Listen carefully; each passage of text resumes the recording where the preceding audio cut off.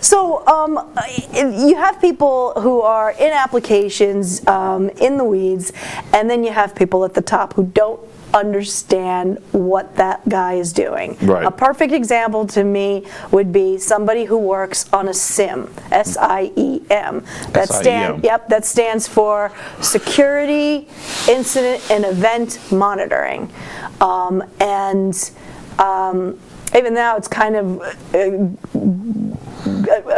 going away. It's like a dying art, but at its high point, it's a very strong tool.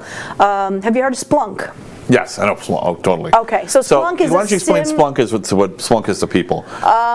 So far as I know, Splunk is it's not a SIEM, but it's a SIEM tool, they call it. It's a log aggregator. It's a log aggregator. Yes, I went through a lot of meetings before I figured out how to say it. But there's log aggregators and there's log collectors. So right. make sure you. It's a collector. It's a collector. But collectors are cheap. They're a dime a dozen. Am I getting this? Aggregators and processors are the hard part. You know, you can really get in there and run algorithms again, and they can precog stuff so that it's quicker. So you can just be I need this, and it'll go cut out the white. Right up You can instead cut of out the white noise too. Right. Because normally logs are linear and they're just they're just long. It's like reading a tape, and that way, and you can basically pre-process them with something like that. And something like Splunk, which is a tool that helps you read these logs, puts it in like English language, so that it isn't some like comma delimited one long tape. Right. It's just a massive size of it. And you can query it to look for specific events. So say you find out that someone in your let me think. Someone in your some benign area here. Someone in your marketing department accessed a financial document in the finance. You're looking for area. an innocent accident. Exactly, an innocent accident. Okay. Now, how did that happen? Because the marketing person typically doesn't go into like maybe the budget files or the salary files. Oh, there's a good one. So somebody in marketing went into a finance folder, opened up an Excel sheet, with all of the salaries of all the people in the company. How did that happen? That wasn't supposed to happen.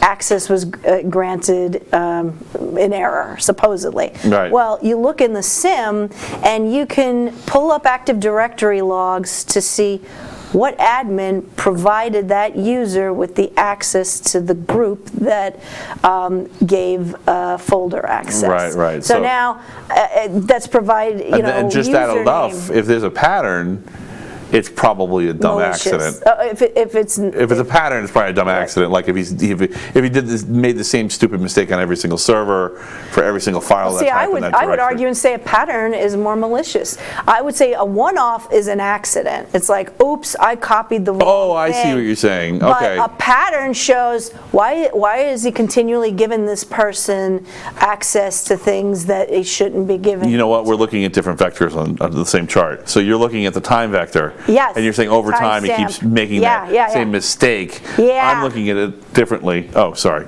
I'm looking at it differently. From instead of the time vector, I'm looking at it from the storage vector. Like documents in this class have all been accessible. Right. So we're kind of having the same conversation. But yes, I see what you're saying. Yeah. But you have to sit down and figure that out. The old-fashioned way would have been an analyst pulling logs from the storage server, pulling a log and trying to match time stamps. It would take forever. It would take forever. It would be an all-day thing. With the SIEM tool, snap. You got people would have meetings about whether they just to figure out whether they could justify taking the time out of their schedule just to do that. Yeah, and then you never really got solid evidence. It wasn't a match. It wasn't a perfect match. But with the SIEM tool, you can get that, and you can prevent stuff. You can flag incidents. You could prevent things from happening. Right. So and think about somebody who is doing a brute force attack, trying to log in with a username that they got, but they don't know the password. So they keep trying over and over and over again. The SIEM alerts you. It's like, hey, what's up here? There's been 200 attempts on this one username. Well, so what most people don't know is, so that's kind of, this pattern recognition is kind of like a signature recognition.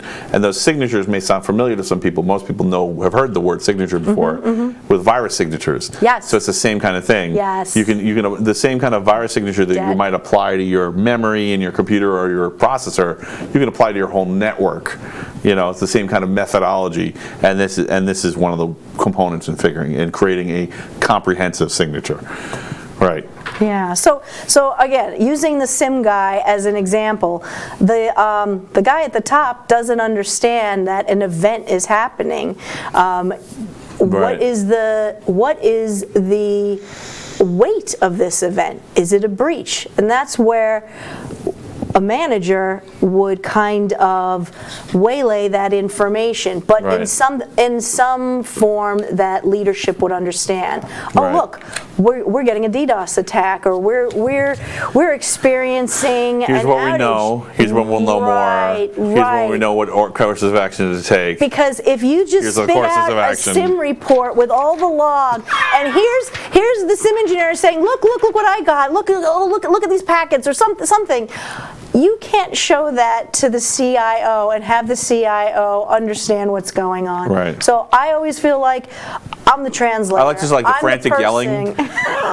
That's great when IT departments just go to frantic yelling and running around. Oh my God! It's like something straight out of Monty Python, That'd be great. Then you sail the ship away. You sail the ship away. Nothing